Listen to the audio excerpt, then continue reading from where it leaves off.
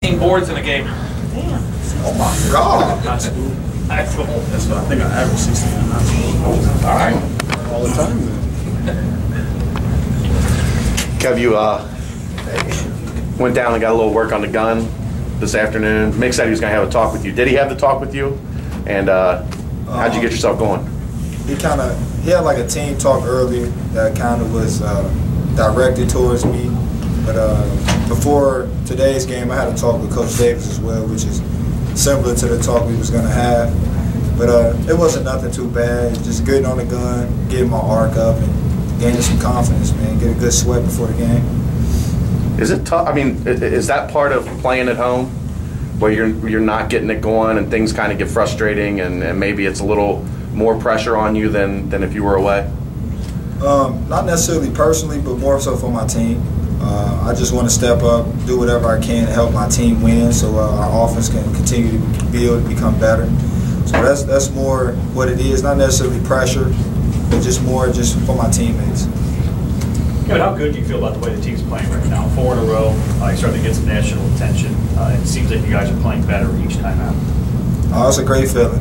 Definitely to go on the court, win a game like this, win it in conference.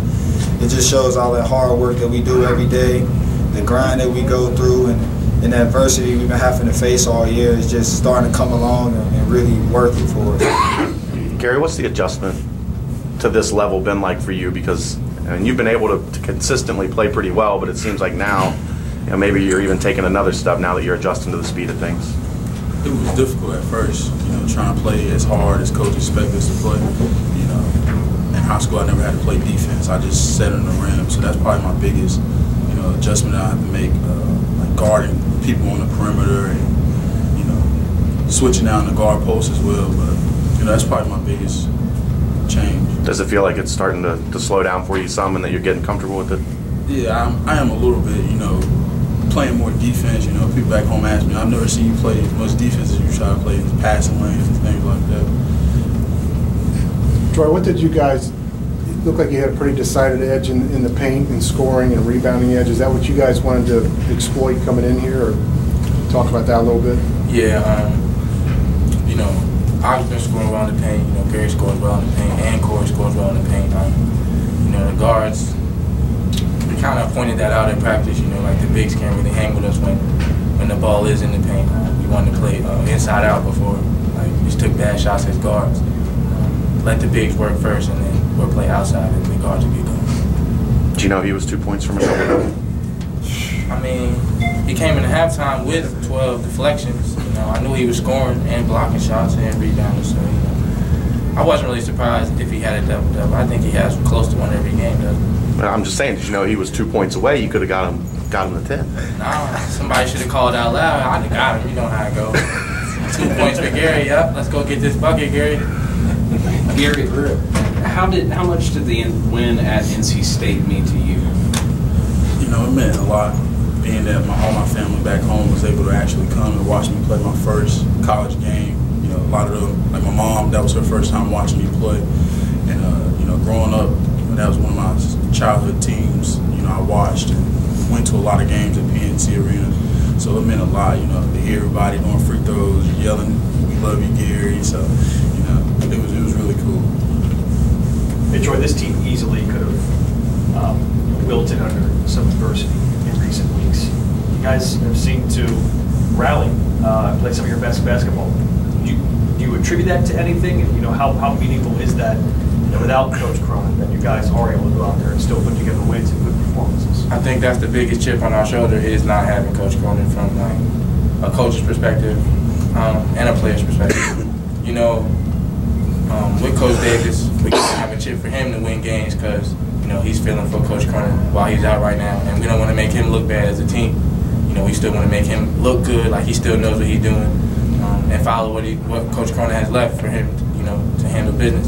And as players, Cincinnati basketball, we win games, we won the conference championship, and that's our goal for next year to win. For this year to win it again, and we go out every day like, let's battle, let's get better today, let's focus on the next opponent, let's work harder, let's play defense, let's do what we do best, basically. You guys closed out the half with the set play, called a timeout, you had the ball up, and it looked like, well, was it letting the clock really run down, but it looked like you executed the way it wanted to be. Is that the way it came out? Yeah. It's not like we wanted to let it run down. It wasn't set up right. Everybody wasn't in their spot, so we had to get everybody set. The play's not meant to be for like a 20-second draw. It's meant for like 6-7 seconds left. So even if he wasn't, when he got there, it was time to go. We kind of sped it up a little bit, but it was executed real well. You know, that's the one thing that we focus on is execution. All right, that's something you were just saying. You know, when you talk about doing things for Coach Davis or something like that, is it really, you know, getting that execution down? Yeah, running the plays right. Basically, we trying to score 70 points every game with the defense that we do play. So our biggest thing that we preach is execution. You know, execution is going to get us to 70 points. Our problem early in the year was scoring the basketball. You know, we was running 55 to 50 or 55 to like 40. Now we want to win like 70 to like 40 because we're going to get stops regardless. And that's what one thing we focus on. You know, going out like we're going to execute and score 70 points every game regardless of who we play. Kevin, how soon after games do you hear from Coach Cronin? I'm sure he shoots you guys a text message or something after the game. Have you heard from him after this one, after he kind of challenged you to play a little better? Yes, through text. Also, you know, we see each other every day. It's a big family, so he don't go too long without, you know, showing his face up in the practice gym or the weight room or whatever it is.